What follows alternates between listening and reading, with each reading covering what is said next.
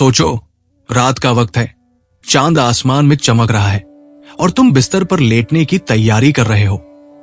लेकिन रुक जाओ, आज रात सोने से पहले एक छोटा सा काम करो जो तुम्हारी जिंदगी की आधी से ज्यादा परेशानियों को चुटकियों में हल कर सकता है।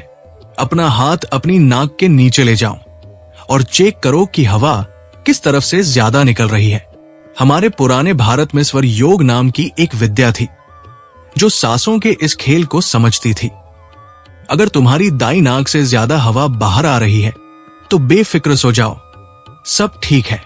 लेकिन अगर बाई नाक ज्यादा चल रही है तो थोड़ा सावधान हो जाओ।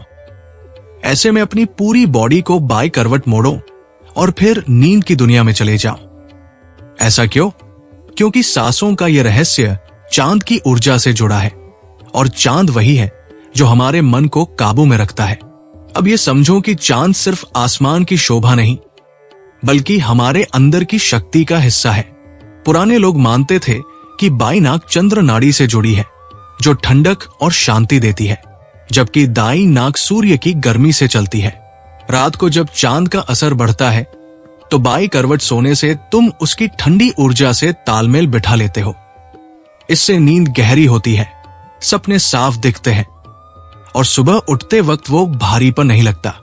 लेकिन सुबह का भी एक राज है, जब आंख खुल जाए तो सीधा मत उठो, पहले दाई करवट लो, फिर धीरे से बिस्तर छोड़ो।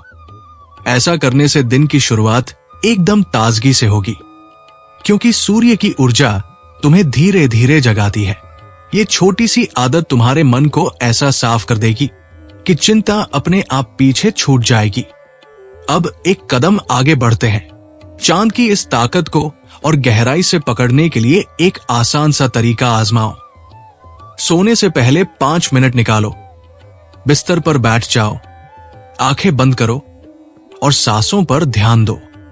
पहले ये देखो कि नाक का कौन सा हिस्सा ज्यादा चल रहा है। अगर बाई तरफ हवा तेज है तो उसे और शांत करने के लिए अपने दिमाग में चांद की चमक को उतारो।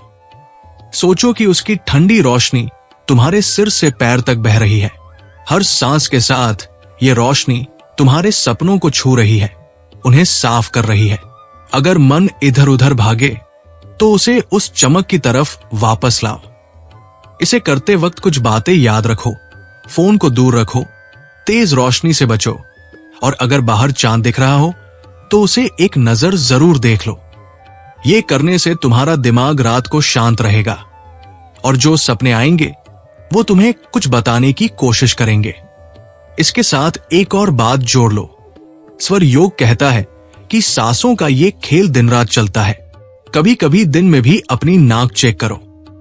अगर दाई तरफ ज्यादा हवा चल रही हो तो ये वक्त कुछ बड़ा करने का है, जैसे कोई फैसला लेना या मेहनत वाला काम।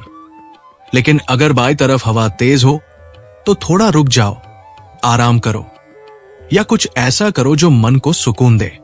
चांद की ताकत को और करीब लाने के लिए रात को एक कटोरी पानी बाहर रखो, उसमें चांद की किरणें पड़ने दो और सुबह उसे पी लो। ऐसा करने से शरीर में एक अलग सी हल्कापन आएगा। सपनों को और समझना चाहो तो हर सुबह जो याद रहे उसे लिख लो। चांद के बढ़ने घटने के साथ उनके मतलब बदलते हैं।